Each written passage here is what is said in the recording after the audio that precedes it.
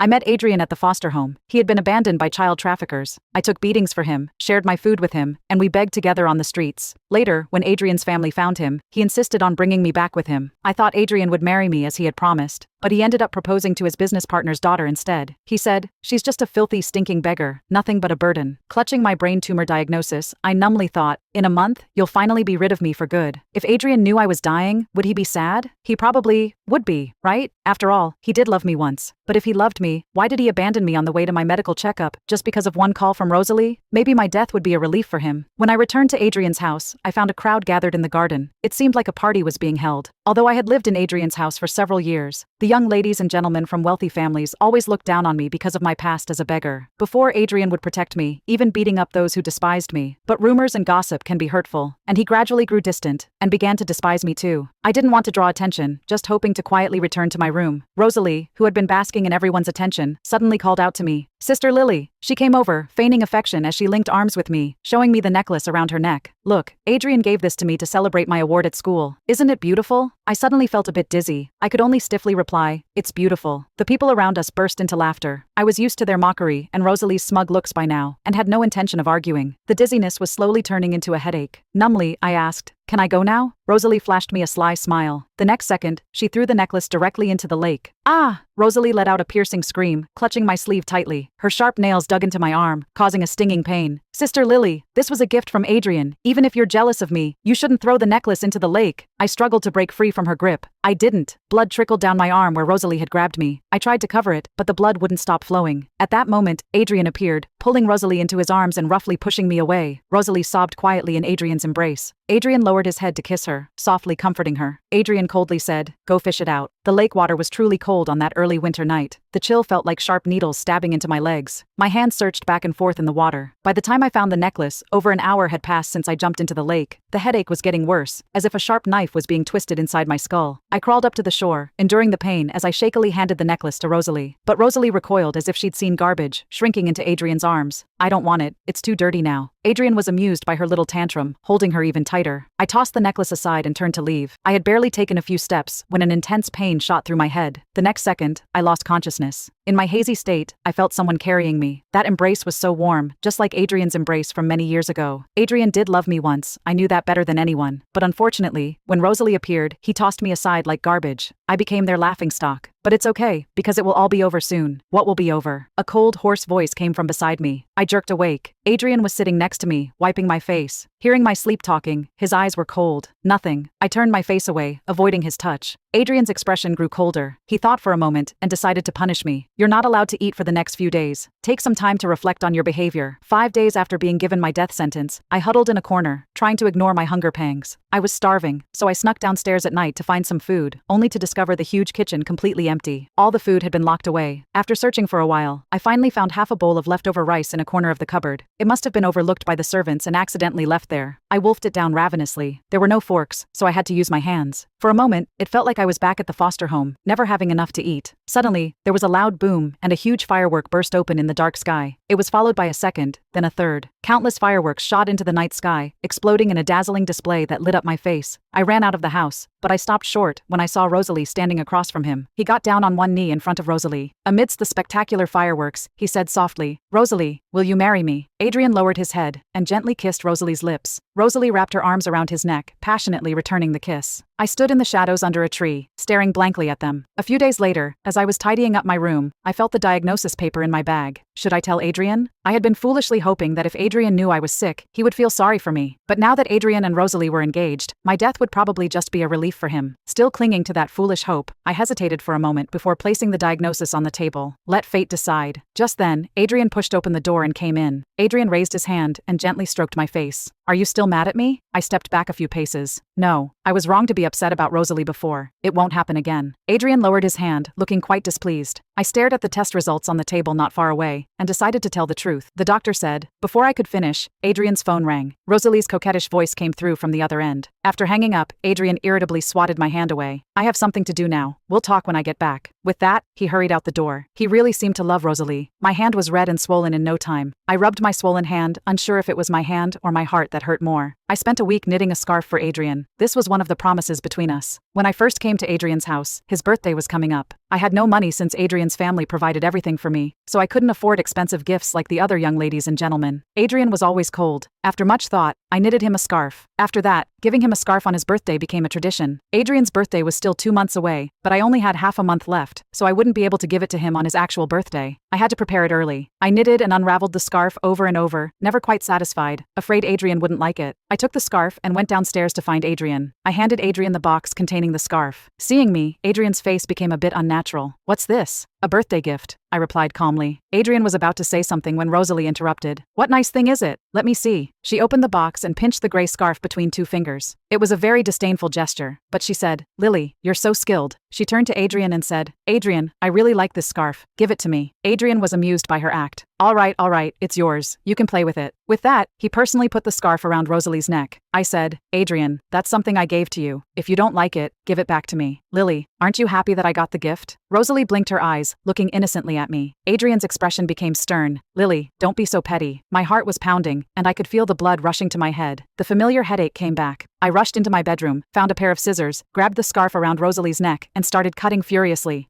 Rosalie thought I was trying to kill her, and let out a piercing scream. Adrian hurried over to pull me away. "Lily, stop! Don't go crazy!" In the struggle, the scissors left a bloody scratch on Rosalie's face. It also cut my hand, blood flowing freely. With a loud rip, the scarf tore in two. Adrian grabbed my hand and slapped me hard across the face. I fell to the ground. "Lily, don't push it too far. It's just a piece of trash. I don't want it anymore, okay?" Rosalie yelled as she tore off the ruined scarf and threw it in the trash. Then she came over and kicked me several times to vent her anger. Adrian held her back and coldly told me, "Get out." This was the second time Adrian had told me to get out. I tried to get up, but I had no strength. I wasn't sure if it was because of Adrian's slap or because of the tumor. My nose felt hot, and then blood started gushing out uncontrollably. My vision flickered, and everything became blurry. I couldn't see anymore. Adrian's expression changed when he saw me covered in blood.